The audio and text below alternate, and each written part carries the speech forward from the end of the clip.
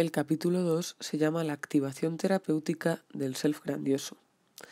Dice que se trata de que los pacientes abandonen las fantasías grandiosas y las exigencias exhibicionistas, reemplazándolas por metas y propósitos egosintónicos, por el placer en sus funciones y actividades y por su autoestima real. Las metas y propósitos últimos de una persona y su autoestima llevan la impronta de las características y actitudes pertinentes de las imagos de las personas en las que se había reflejado el self grandioso del niño, o que había aceptado como extensiones de su propia grandeza. Si el desarrollo y la integración óptimos del self grandioso se ven interferidos, puede escindirse la estructura psíquica del yo realidad y o separarse mediante represión, quedando retenido en su forma arcaica, inaccesible por influencia externa.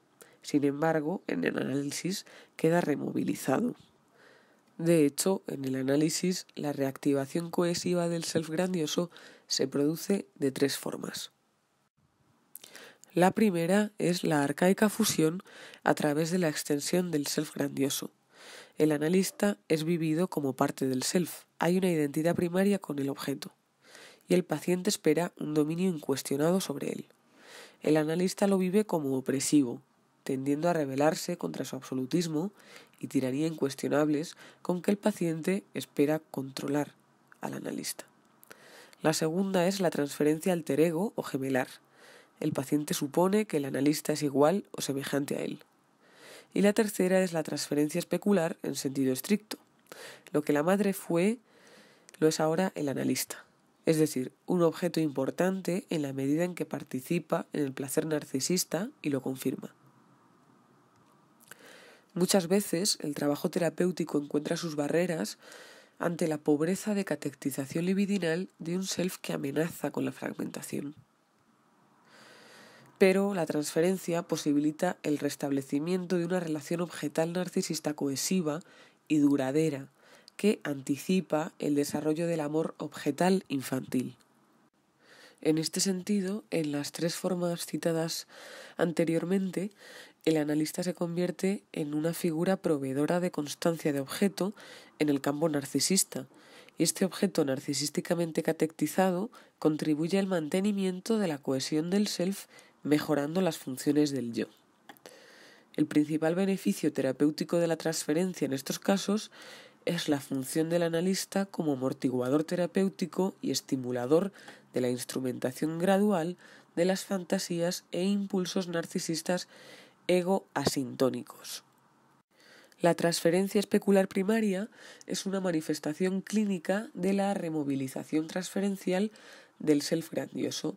Se establece de forma espontánea y, mientras se establece, el paciente sufre temores de regresión incontrolable, expresados en sueños de caída, temores de incontrolada sobreestimulación debido al exhibicionismo primitivo reactivado, temores de pérdida de contacto con la realidad por el surgimiento de fantasías grandiosas, etc. Si el analista responde de forma defectuosa a la idealización que está haciendo el paciente de él, surge una hipercatectización de una imagen del self grandioso arcaico, defendida con hostilidad, frialdad, arrogancia, sarcasmo y silencio, pudiendo incluso llegar el paciente a posiciones de retracción del narcisismo arcaico y el autoerotismo, encontrando manifestaciones fugaces de fantasías de fusión asociadas a la incertidumbre con la identidad. A menudo, esta transferencia idealizadora desaparece pronto para dar lugar a la especular. También dice que la idealización inicial del analista es un paso intermedio específico en el camino que lleva al paciente a la regresión. Dice también que la idealización del analista por parte del paciente es la repetición de un intento de idealización abortado durante la infancia del paciente, de un intento de idealización de los padres abortado. Señala como clave interpretar los impulsos inconscientes dirigidos al objeto y las defensas contra ellos movilizados en la situación terapéutica, logrando así expandir el ámbito de dominio del yo. Los impulsos exhibicionistas y las fantasías grandiosas permanecen aisladas, escindidas, reprimidas, inaccesibles a la influencia modificadora del yo realidad. Y hay dos disfunciones psíquicas principales en relación con esto, que son las tensiones producto de la contención del libido narcisista exhibicionista y el descenso de la capacidad de sana autoestima y goce egosintónico de las actividades y logros, debido a que la libido narcisista está ligada a fantasías grandiosas, irrealistas, inconscientes o desestimadas, y al exhibicionismo directo del self grandioso, escindido o reprimido, por ello no disponible.